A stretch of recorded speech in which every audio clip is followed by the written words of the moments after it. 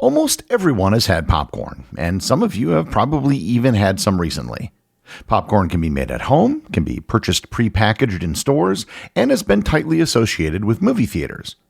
Yet despite seeming like a rather modern snack, popcorn has actually been around for thousands of years. It exists because of a unique attribute of corn. Learn more about the history of popcorn and how it became one of the most popular snacks in the world on this episode of Everything Everywhere Daily.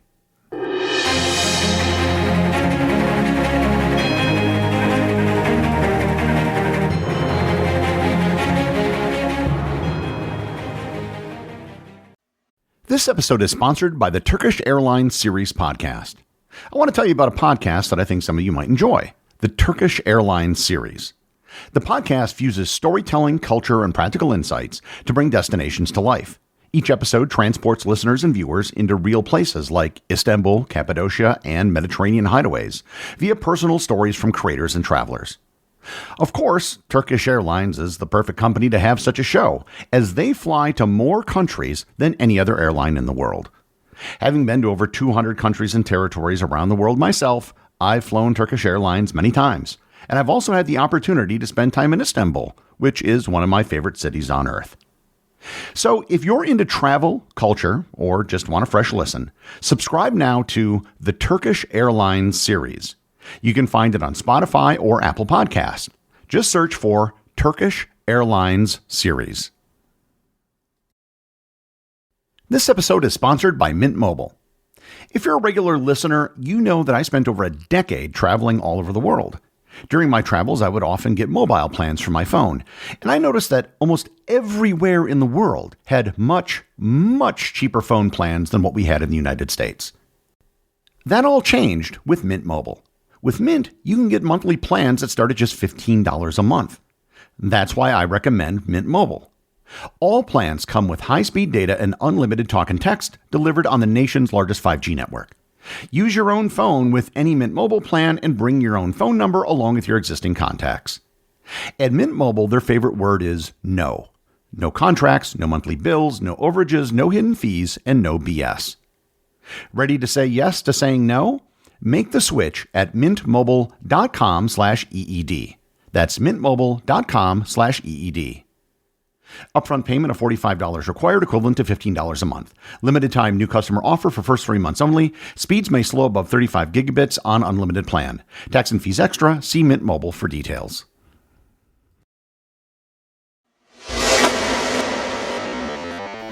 To understand popcorn, we first have to understand where popcorn comes from, that being corn.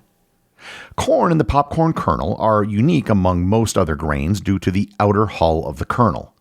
The hull can be viewed as the outer shell of the seed, protecting the internal part known as the endosperm. The inside of the seed holds a lot of starch and also contains both oil and water. This gives the inside of the seed a moisture level of roughly 14 to 20%. When the kernel is heated, the moisture inside the seed turns into a steam. The steam causes the starch to become softer and gelatinized. As the pressure of the steam builds up, the hull of the kernel will break. The hull breaking allows the kernel to expand forcefully as the starch and protein turn into a foam. As the foam cools, it turns into starch and then into popcorn. Popcorn kernels are typically sold dry, as having too much moisture within the seed results in the expansion of popcorn being too low. Additionally, there's a risk of mold if the seeds aren't dried out. This is why we see hard, textured popcorn kernels for sale. Not all corn makes for good popcorn. There are types of corn specifically cultivated to be used for popcorn. The most common type of corn used is known as flint corn. Flint corn can also be known as Indian corn or calico corn. This variant of corn contains less of the softer forms of starch than other types of corn. The lack of soft starch causes the corn not to have dents between each kernel. Additionally, the outer layer or the hull is very hard and can be likened to flint, giving flint corn its name. Historically, flint corn was cultivated by Native Americans, first starting in Mexico and then the American Southwest around the year 1. The variant then spread through North America by the year 1500. Flint corn is unique from other types of corn in a few key ways. One way is that it contains less water, making it less susceptible to the cold and able to survive longer in freezing temperatures. Additionally, the coloration of flint corn is not the stereotypical white and yellow that we tend to think of. Rather, flint corn is multicolored, having the colors of red, yellow, orange, white, blue, and black. There is a science to popping the perfect bowl of popcorn. If popcorn is heated at too fast a rate, the hull can burst too quickly, preventing the starch from having time to gelatinize. If the starch doesn't gelatinize in time, the kernel will only be partially popped and have a hard center. On the opposite side of the spectrum, popping too slowly will also cause issues. When heated too slowly, the steam can leak out of the tip of the popcorn kernel, preventing enough pressure from building up and leaving you with an unpopped kernel. If you pop popcorn at the perfect temperature, you will still find that some kernels didn't pop. This is a result of the kernels not having enough moisture inside to expand. In the industry, these pieces are known as old maids. And you can actually solve this non-popping issue by re-moisturizing the kernel. Selling popcorn depends on several variables. Popcorn can come in different colors, shapes, and sizes, so it's important for sellers to know what appeals to consumers. Though the kernel of the popcorn can vary in color, the resulting pop will typically either be yellow or white and is considered either rice type or pearl type. Pearl type is rounded, typically yellow in color, and is the most sold type commercially. Meanwhile, rice-type popcorn is longer, pointed in both ends, and is typically white. For sellers, pearl popcorn sells better because the pop is larger. Because pearl-type popcorn is typically yellow, yellow popcorn also sells better. Popcorn is actually one of the oldest snack foods, with its origin dating back thousands of years to the early Americas. If you remember back to my episode on the subject, corn is believed to have been domesticated about 9,000 years ago in central Mexico. Many experts believe that corn was developed through the crossbreeding of different wild grasses. The oldest evidence of popcorn was found in the Bat Cave, which is part of Carlsbad Caverns in New Mexico. These ears can be dated back 5,600 years. Other early instances of popcorn have been found in Peru and Utah, dating back about 1,000 years. Popcorn actually had a place in the Mesoamerican culture, being used in worship ceremonies by Aztecs as decoration on headdresses, ornaments, and necklaces. Europeans were first introduced to popcorn when they traveled to the Americas. The first recorded instance of Europeans finding popcorn comes from the French around the year 1612. The French were exploring the Great Lakes region of North America and came across the Iroquois, who were popping corn using heated sand and a pottery vessel.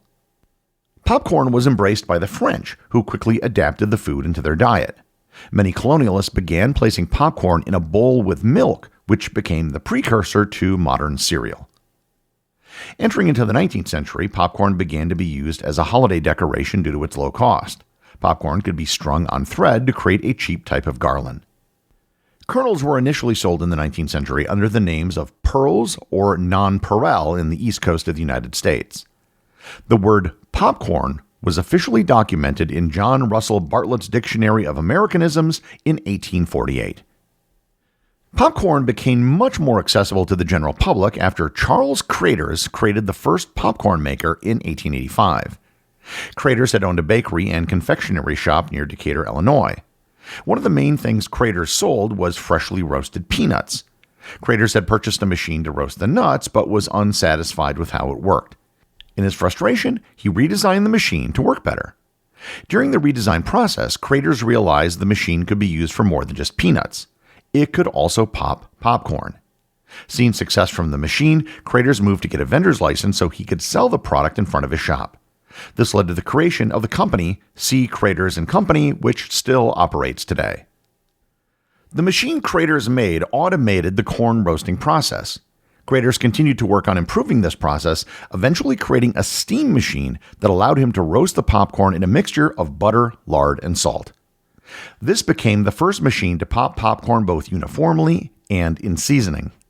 The success of the invention led Craters to apply for a patent, which he received in 1893. Craters later took his invention to Chicago for the 1893 World's Fair. At the fair, he gave out samples of his warm buttered popcorn, and it became a massive hit. At the same fair, Frederick Ruckheim introduced a new variation of popcorn. This popcorn was covered in molasses and marketed as candied popcorn. This was the first instance of caramel corn. In 1896, the recipe was taken by Ruckheim's brother Louis and became known as Cracker Jack.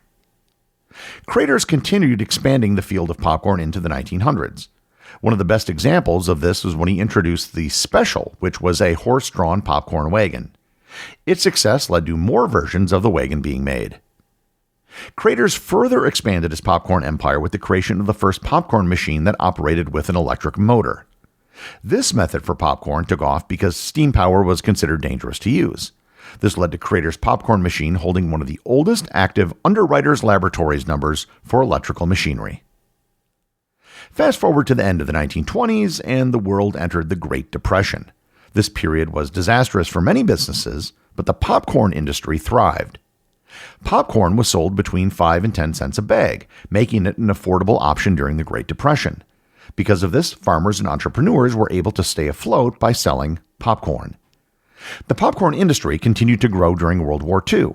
Like many other industries, the candy industry diminished due to sugar rationing, and popcorn was used as a substitute. As a result, during World War II, popcorn consumption tripled. If you remember back to my episode on the microwave, after engineer Percy Spencer discovered that microwaves could heat objects, the first food he purposely cooked with microwaves was popcorn. Popcorn is most associated with the movie industry, but it wasn't always that way. In fact, popcorn was initially banned from movie theaters. A large reason for this was the mess that popcorn created. Movie theaters were originally marketed as classy with lush carpets aimed at wealthy clientele. They were fearful that the noisy popping and eating, as well as the aroma, would distract from the film. As the movie industry developed, films began incorporating sound. Simultaneously, the film industry became more accessible because people didn't need to know how to read to enjoy a movie. With this, attendance at movie theaters skyrocketed, prompting theaters to look for other ways to maximize profit. Snacks were starting to be viewed as an option, as the noise of the film would muffle the sounds of eating. As previously mentioned, the Great Depression was a phenomenal time for the popcorn industry and also presented a good opportunity for the movie industry. As the movies were cheap and distracting from the current state of the world, people would simply go to theaters. Yet, popcorn still wasn't available for purchase inside most theaters. Smart entrepreneurs saw this weakness and began investing in popcorn machines to sell popcorn just outside of movie theaters, ensuring that those who wanted popcorn during the movie would have some. As more and more people began to enter movie theaters with bags of popcorn in hand, owners began to change their opinion on their own concessions, seeing the financial opportunity. However, there was still an issue. Many of the early theaters simply weren't built to have a popcorn machine because they had improper ventilation. To get around that, theater owners began to lease out their lobbies to popcorn vendors.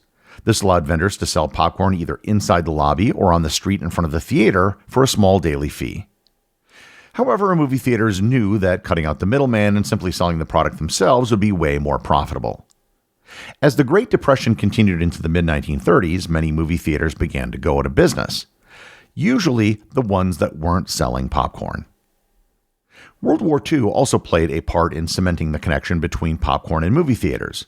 As previously mentioned, popcorn wasn't rationed like sugar, meaning that popcorn sales in theaters continued to climb. By 1945, the marriage between popcorn and movie theaters was solidified. Over half of all popcorn consumed in the United States was done so in a movie theater. Advertisements for concessions promoting popcorn sales were shown before and after the movie, demonstrating the industry's embrace of the snack. Today, concessions are the most profitable part of the entire movie theater industry, and the most profitable product is popcorn. In the 1960s, the popularity of television actually led to a decrease in sales of popcorn and movie theater tickets. At this point in time, popcorn really wasn't eaten inside the home that much because it was hard to make. To fill that void, Easy Pop was invented. Easy Pop was marketed as a popcorn maker for everyone. You put the popcorn kernels over something hot like your stove and bam, you have popcorn flavored and ready to be consumed. Easy Pop, along with other brands like Jiffy Pop, helped popcorn become a popular snack inside the home as it was now easy to make. This was further aided when microwaves became a popular household appliance, allowing popcorn to be made within mere minutes. Today, popcorn is approximately a $6.5 billion business globally and is estimated to reach $10 billion by the year 2030. Overall, popcorn has cemented itself as an at-home snack and part of the theater experience. Throughout the world, you can find popcorn for sale at stores and in theaters for immediate consumption or to make at home. So the next time you sit down to enjoy some popcorn, take a moment to reflect on how you are eating something that was first created over 5,000 years ago. The executive producer of Everything Everywhere Daily is Charles Daniel. The associate producers are Austin Oetken and Cameron Kieffer. Research and writing for this episode was provided by Olivia Ash. My big thanks go to everyone who supports the show over on Patreon. Your support helps make this podcast possible. And I also want to remind everyone about the community groups on Facebook and Discord.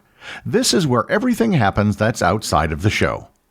As always, if you leave a review on any major podcast app or in the above community groups, you too can have it read on the show.